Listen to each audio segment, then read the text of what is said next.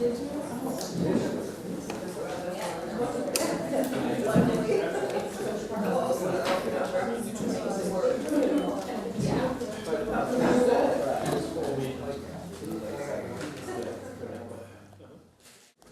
you very much. I'm very grateful for this opportunity, this invitation, because it provided me with the opportunity to understand something of what you are doing here, and also how many overlaps there are with my own interests. And after reading Halina and Philip's paper, I, if I may say so, felt very much at home with the intellectual landscape that you are working on, and I'm working on too, and have been working for a long time. Time is limited. Let me be at some points stenographic, and I will then have the opportunity to elaborate if there is interest on some of the points in the question and answer and discussion period. First ground rule for our types of endeavors is, if we want to come from here to there, we first need to understand the here and its challenges. And so we should look at the present in order to find out about feasible, desirable futures. There's a wide consensus, I think, in the social sciences and among political commentators, that there are three issues in the global politics of the 21st century. These three issues are climate, security, the environment. And with that very tight interactions, security, at the moment, Ukraine is central, apart from Syria, to what we think about and fear and hope for.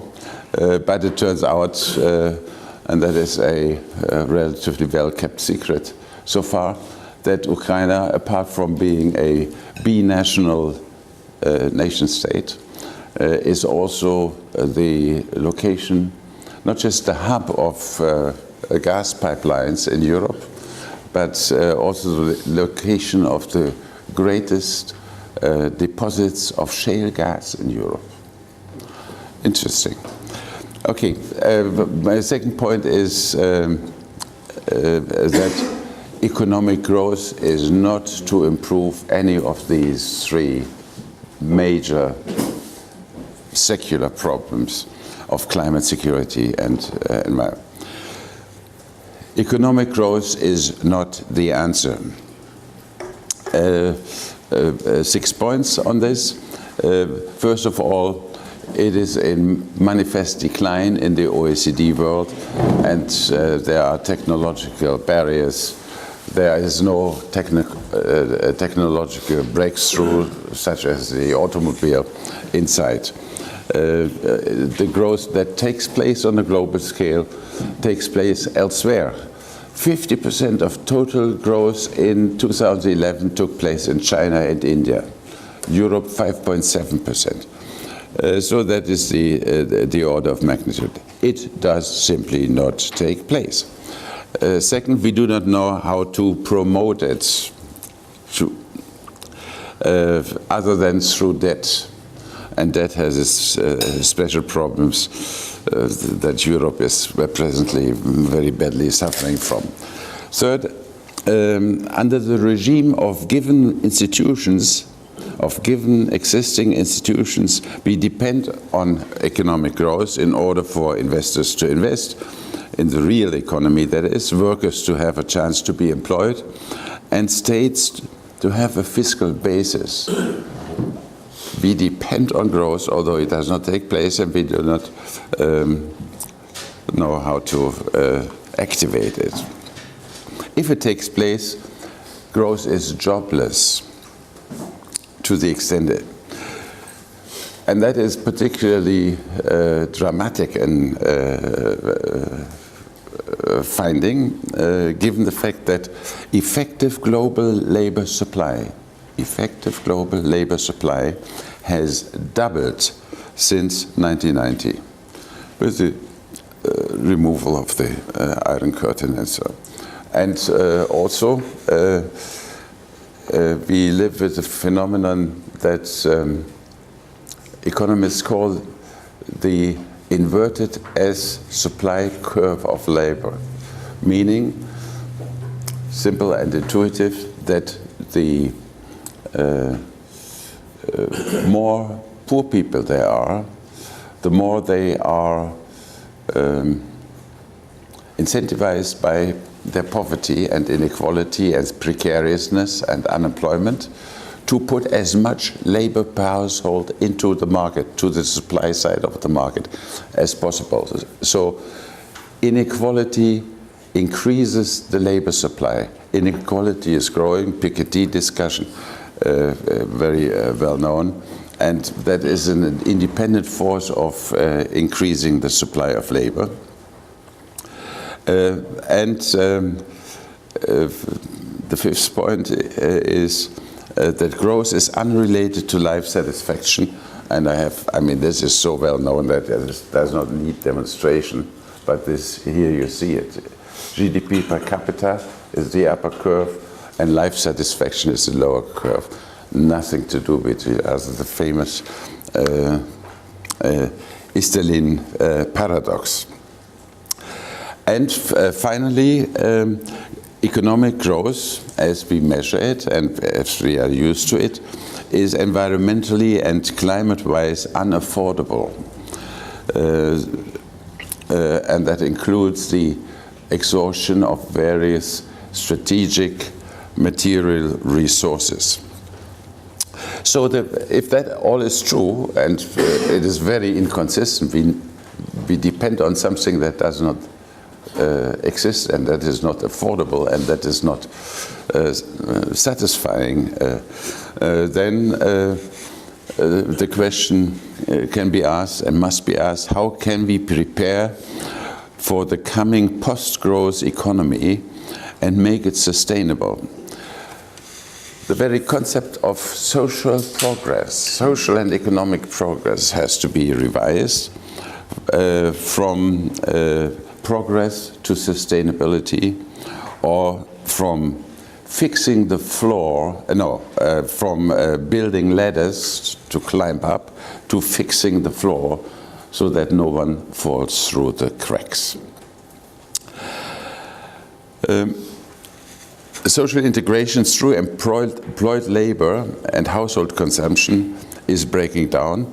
Haline, in her paper with Philip, has built a nice model: want, buy, earn, or borrow, want. And this cycle comes to a halt. Just a few aspects of the part of the world that I come from. The European Union has invented a new statistical category. That category is called, or the acronym for it is NEET, N-E-E-T. And that means the portion of young people, 15 to 24, who are neither in employment, education, nor training. That is, they have no institutional location. That number is close to 40% in Spain right now, as a consequence of the crisis. So social integration does not take place through work. Now let me turn to the issue of consumers, households, consumption, and there is one point that most social scientists and social historians have found a consensus about, and a conceptual understanding, Let me summarize it very briefly. The German sociologist Max Weber shared with his predecessors in the 19th century, most prominently Karl Marx, the core intellectual interest in the dynamics of capitalism and capitalist modernization or rationalization or accumulation. For him, three features of society were essential to make it a society, a capitalist society. First, the presence of free labor. There's a clear inspiration from and consensus with Karl Marx. Second, the practices of rational accounting, rational capital accounting, the bookkeeping arts. And third, for Max Weber, nothing parallel in Marx, is the separation of the sphere of economic production, the firm or the enterprise on the one hand, from the sphere of consumption or the household. And let me try to go back here. Here. This is the very simple conceptual scheme with which I'm working for the next few minutes. This separation of household and production, or enterprise and household, or production and consumption, has many aspects, many dimensions. One dimension is there's the spatial dimension. As both the wage worker and the capitalist entrepreneur have to move from their place of residence to their place of work, from home to shop. The ongoing synthesis of this separation, the bridging of this separation, is urbanization. Capitalist urbanization, which has been a concomitant feature of capitalist modernization. While the undifferentiated unity of production and consumption can take place on the farmhouse, in the countryside, and of course the mediation in urban separation of household and production is bridged by the automobile in most cases that we see. People commute by private car, capacity utilization 1.7 seats of 5 seats, in order to get to work and get back home. This is the daily routine. Then there is a separation in time. As the clock-based rather than the cyclical day-night or summer-winter-based time regime of industrial, in contrast to agrarian production, provides for a temporal division between work time spent in the shop and leisure time spent at home, with the borderline between the two becoming ever more contingent. You know, maybe your work time is from 2 in the morning through 10 in the morning, but then there's still the clear temporal division when you are on the job and when you are not on the job, or when you are on your second job in many cases. Perhaps the most important dimension separating firm and household is the mode of calculation, the logic that prevails on either side of the divide. As to the firm or the capitalist enterprise, the metric of money. The metric of money governs both the input and the output side of the process of production. Money is being used as capital with the flow of costs, that is, outlays for productive purposes, and returns, revenues from sales, being continuously monitored by methods of capital accounting. Excuse me. Ideally, the capitalist entrepreneur can at any moment find out with certainty whether or not, and that is what Max Weber found the miracle of modernity. You can find out at every moment what your profitability status is, or positive or negative. The firm's income, market competition on both the input and the output side of production makes profitability durably contingent. You never know whether you will be profitable next year or not, but you can measure at any minute what the situation is. In contrast, the private household has an input of income that can be measured in terms of money, no problem. The money is not capital, but in the Marxian terminology, important distinction is wealth or debt, right? It is money destined for consumption rather than for production. The output, however, or the utility or the use value of, into which this money or wealth is transformed, is generated through the purchase of consumption goods and services that does not take the form of a commodity. It is not for sale at a price and therefore cannot be measured in monetary terms. Utility is something that cannot be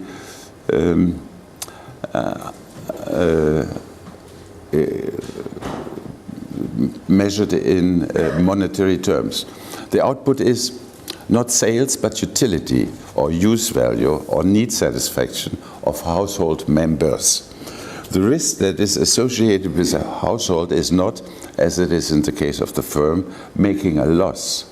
The risk is that some of the household members go hungry. Very different. Either of the two spheres follow a logic of its own. In the production sector, business firms being exposed to market competition economize in order to secure their economic survival. In the consumption sector, in the household sector, they spend and save, earn and apply for jobs in order to provide for the needs of their members.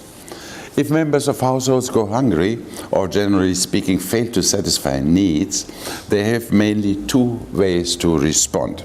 Assuming that prices of consumer goods and wages are given, households can either redefine their level of needs downward, or that is, they can transform themselves so as to adjust to less demanding levels of provision of consumer goods, or they can try to increase their household income by sending more members of the household to apply for employment or work longer hours, so that through an increment in household income, they can achieve a constant level of provision and need satisfaction.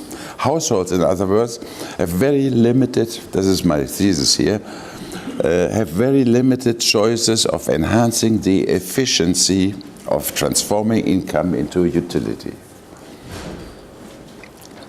They cannot shape at their own initiative the equivalent of what within the firm is called the production function, that is, the schedule of how much market-valued input translates into how much market-valued output. That is what firms do. Households cannot do this. They have to live according to a given production function that transforms income into utility. In order to restore an equilibrium of income and consumption, households can either consume less or earn more, which amounts to the present spending, or they can go more deeply into debt, which amounts to the present spending of anticipated future income. They can move up and down a given production function, but not have the option to move to a higher production function, as do capitalist business firms.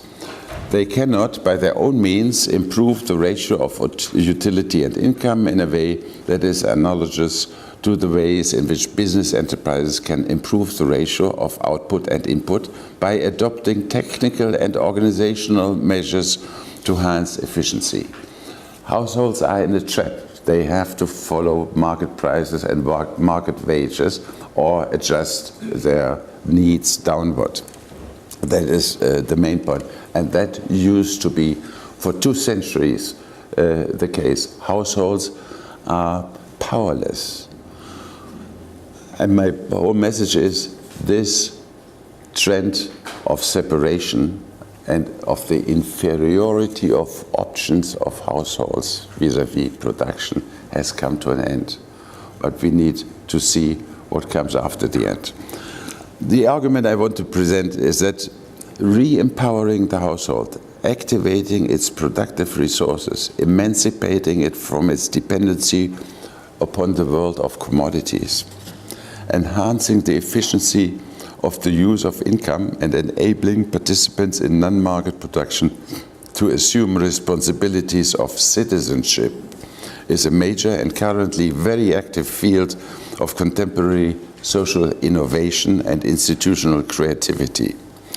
It represents what Karl Polanyi would have called a counter-movement against the pathologies of commercialization and commodification of both labor and its means of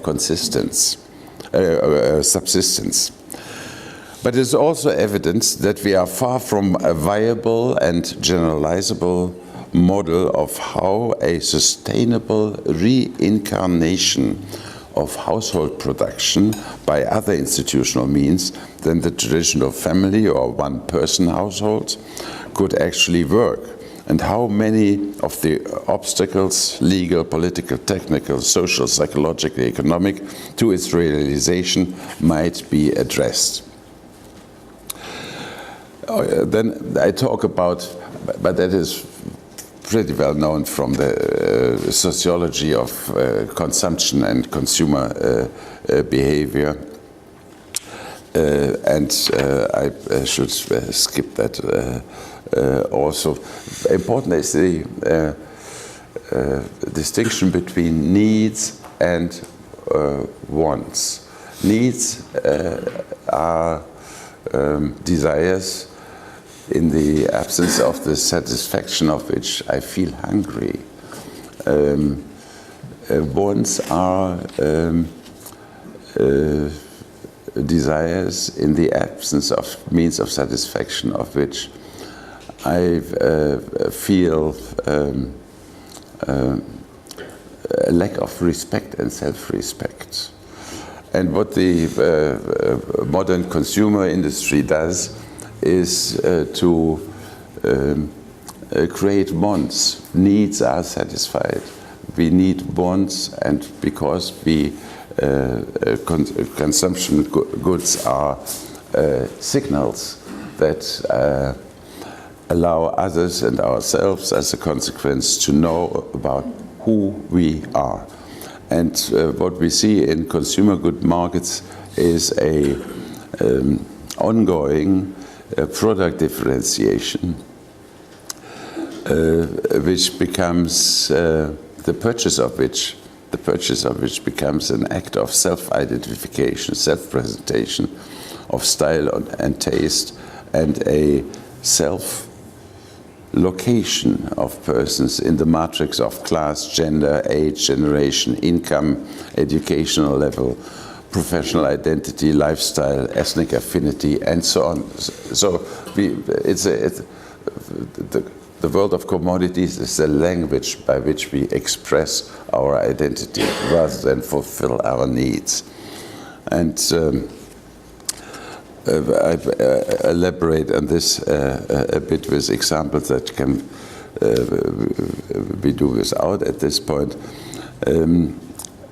The dilemma of the firms, the supply side of the consumer market, is this. On the one hand, consumer items must be made the object of desire, a promise of satisfaction. On the other, a definitive satiation must be avoided, as that would preclude acquisition of more commodities in the future. Let me quote one of my favorite authors on this, although I think in some of his critique he is wrong. Zygmunt Bauman, the Polish philosopher and sociologist. Quote, "Consumer society strives as long as it manages to render non-satisfaction permanent." You need new needs, right? The long-term marketing strategy must accomplish the right mix of satisfaction and frustration. This can be done through fashion, through innovation, which serves to diminish the satisfaction with a consumption good long before its capacity to provide use value has been exhausted. Making consumers addicted is another way to achieve the same purpose of simultaneously promising satisfaction and frustration. Consumers are unable to refrain from consuming a product. That is the ideal situation. Similarly, designing a lifestyle, the full pursuit of which calls for the purchase of products in which it is embodied, right?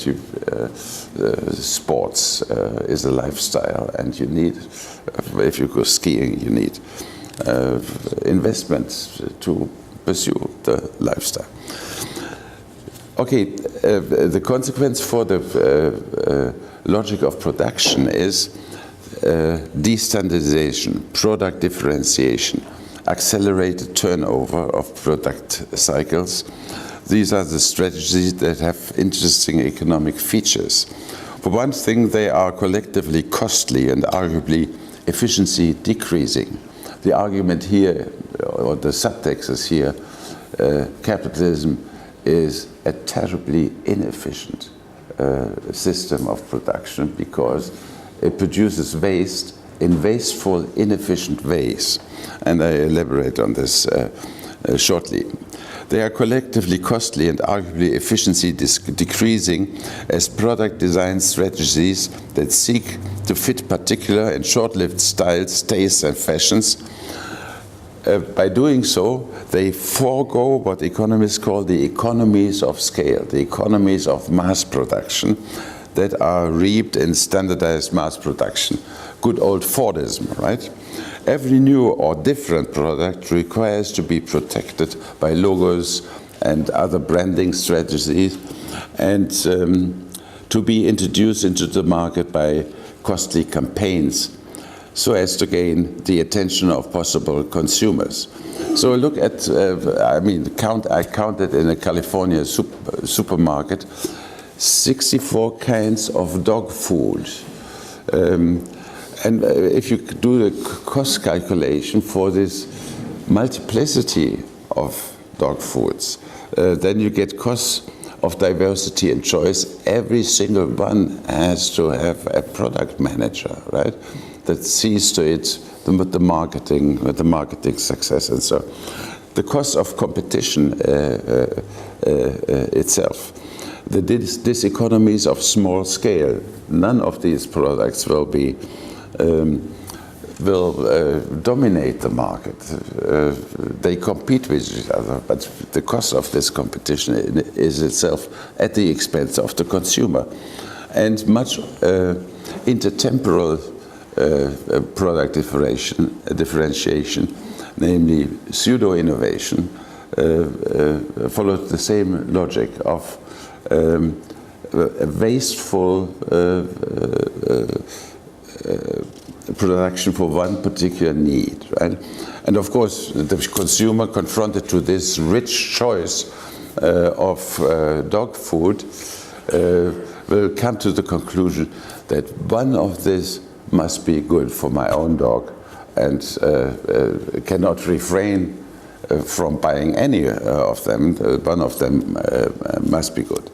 The cost of competition among suppliers of breads, of drinks, or of gasoline are passed on to the consumer, a fact that has given rise to a broad and successful anti-logo and anti-brand names consumer movement, as well as some policy initiatives favoring generics in the prescription of pharmaceuticals.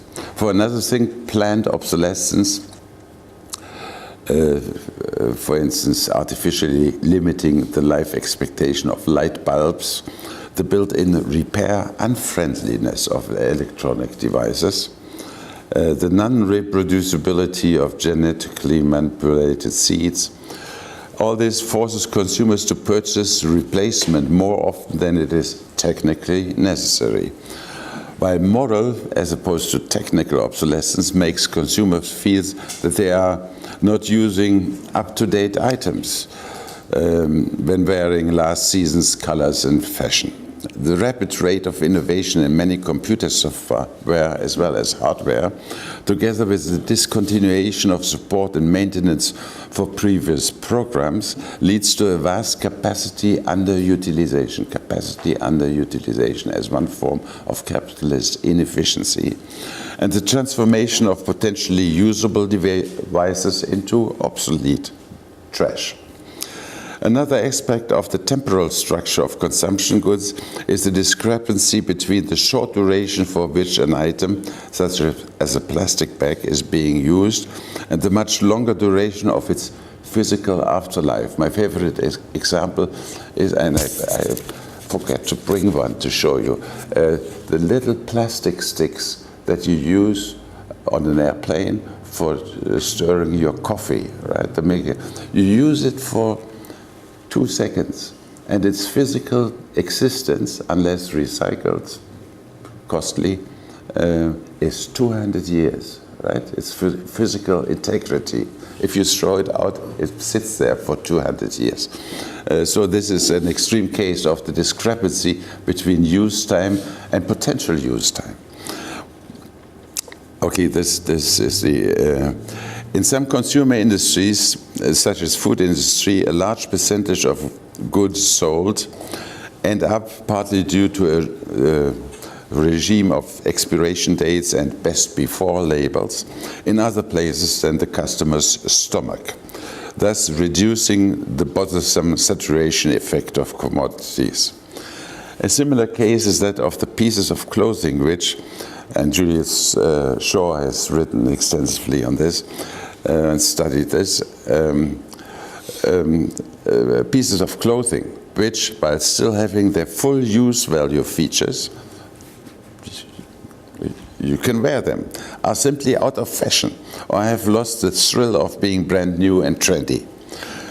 Both in the case of food and clothing, the problem of suppliers is to help intermediaries and consumers to discard the respective consumer goods in legitimate ways, rather than simply dumping them into the garbage. That is the problem of the marketing of textiles. How do we get new space in the furniture that you have in your rooms? One way to do so is to dispose of such obsolete commodities by giving them away as donations or second-hand markets with a clientele that responds to price discounts. Consumption is, next point, a highly dissociating activity, as pointed out by Zygmunt Bauman in a place where I not fully agree with him because his romanticizing tone comes through very clearly. Consumption, but he has a point here. Consumption is a supremely solitary activity, perhaps even the archetype of solitude, even when it happens to be conducted in company. No lasting bonds emerge from the activity of consumption. What kept the household members around the family table was in no small measure the productive element in consumption. The gathering at the dinner table was but the last stage of a lengthy productive process that started in the kitchen and even beyond, in the family field or workshop. This is pre-modern, a vision that he evokes here, right? The farmhouse with the coincidence of consumption and production. What bonded the diners into a group was the cooperation in the course of productive labor that preceded it. That is probably no longer true in this way. We work together yet consume alone and in mutual isolation in time and space, and that not only in the growing number of households that are one-person households. This explains why it is workers who associate to fight for higher wages, while collective action of consumer demanding lower prices, which amounts to the same net effect, right, is a rare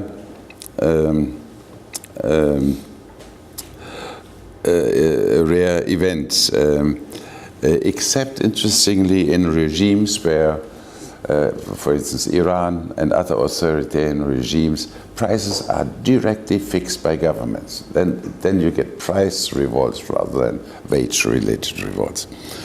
While critical consumption has become a novel and increasingly popular form of individual political participation, it is always triggered not by the prices of products, but by other features that trigger boycotts, such as health or environmental implications of consumption, the origin of goods from states with particular regimes, South Africa before 1994, working conditions of workers who have manufactured them, Bangladesh case, the violation of animal rights, and so on and so on. So there are anti-product campaigns, but they are not triggered by prices or utility aspects.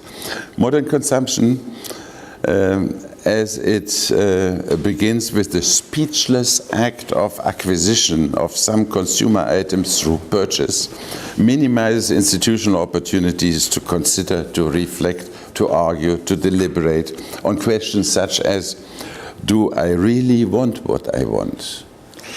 What are the alternatives and opportunity costs of buying this item? The social setting of consumption invites thoughtless spontaneity, reflexes. E-commerce and credit cards make up a setting where you literally do not have to talk to a single person, not even a salesperson, in order to complete the purchase. No one knows what you're doing. So the time is getting short, right? Okay, then I have to. Okay. But I have to conclude, and I have 5 points for conclusion. May I? Okay, so there are powerful counter movements against the separation and the consequences and the waste of the hard-earned money of the consumer on items of consumption over which they do not have control. One of them, these are my 5 favorites, and they fit together, and I could draw a big diagram how they fit together. Let me just name them, the 5 institutional innovations, if I may say so, that are going on and are argued for in the political arena.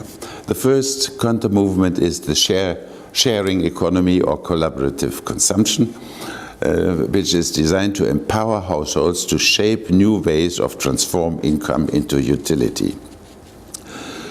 And the activities that prevail in these in the sharing economy, sharing, swapping, barter, shared ownership, rent, lend, recycle, do-it-yourself, self-provisioning through urban gardening, for instance, repair, voluntary help, and so on.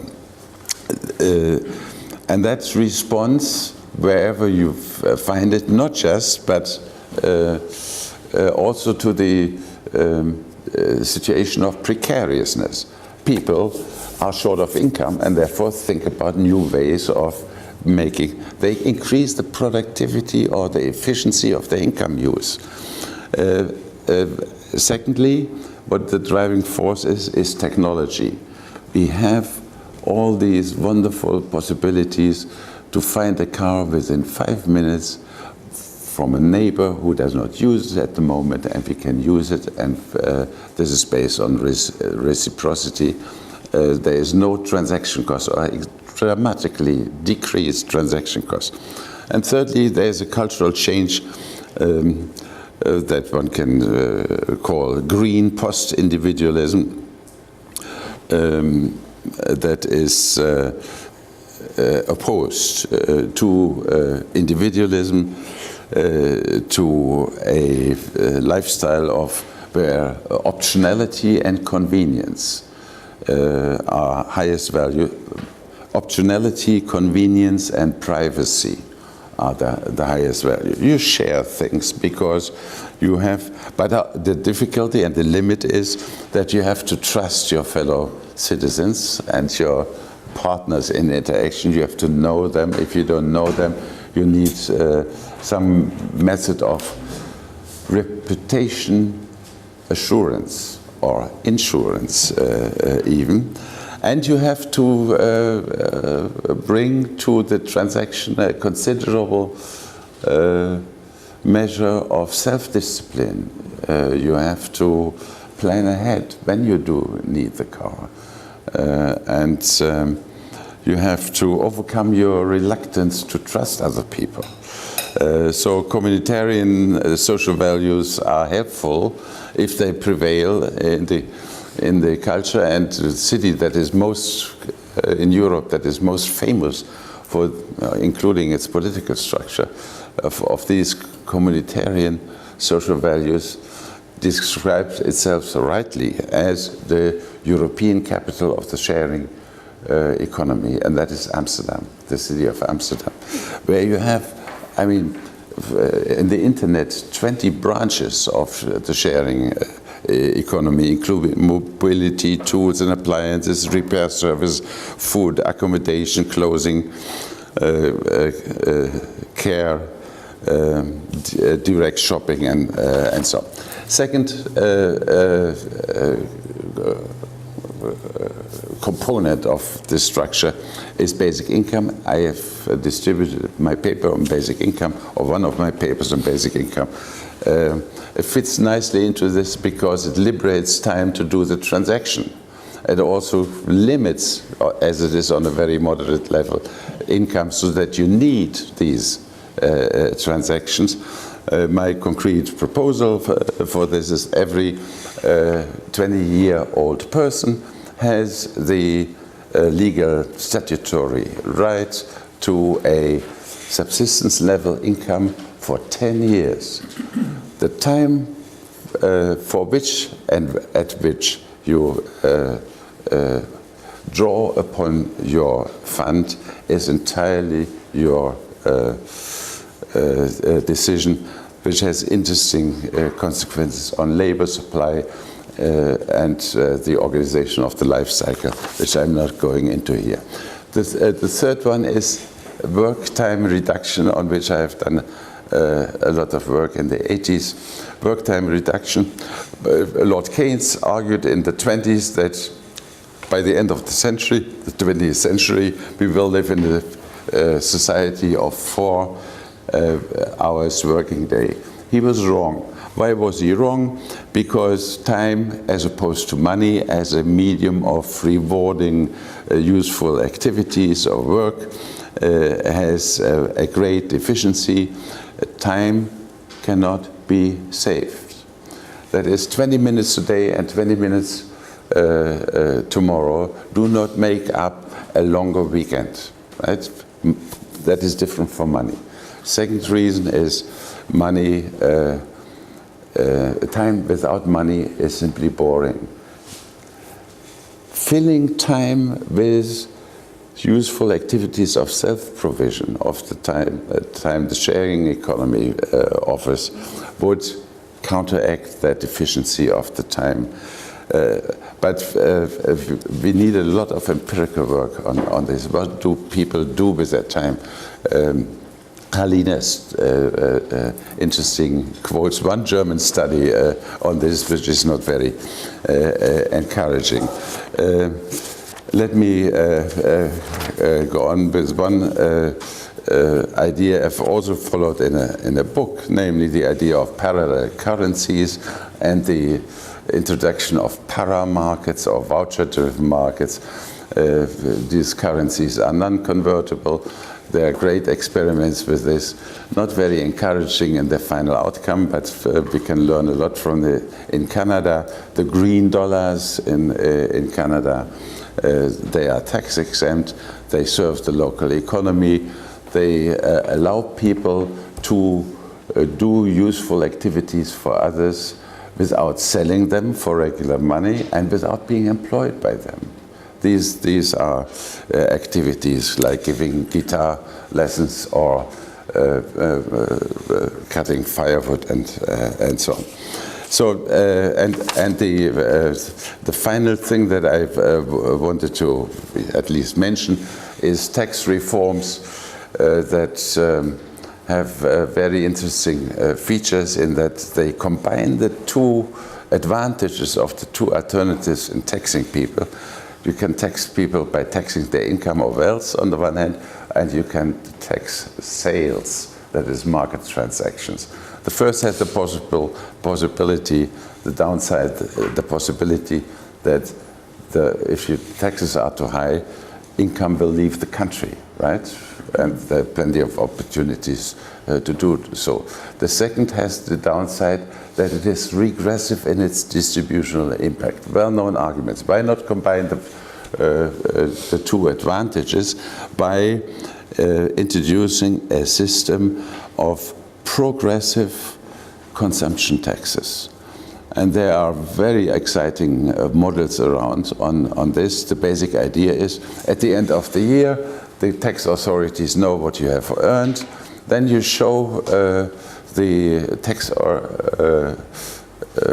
authorities everything that you have saved or invested, that is in saving accounts or in the market, and the difference cannot be anything but the total volume of your consumption. And that consumption at the end of the year can be taxed according to a progressive schedule, right? That would allow taxes to increase in a fair way without the possibility of obstruction. But these are some, I hope, reasonably plausible and constructive ideas. The most important for me is the sharing economy and its further development, the development of its style and behavioral and cultural underpinnings. But I think this is where we are at the beginning of a great counter-movement against the division, separation of household and production. Thank you very much.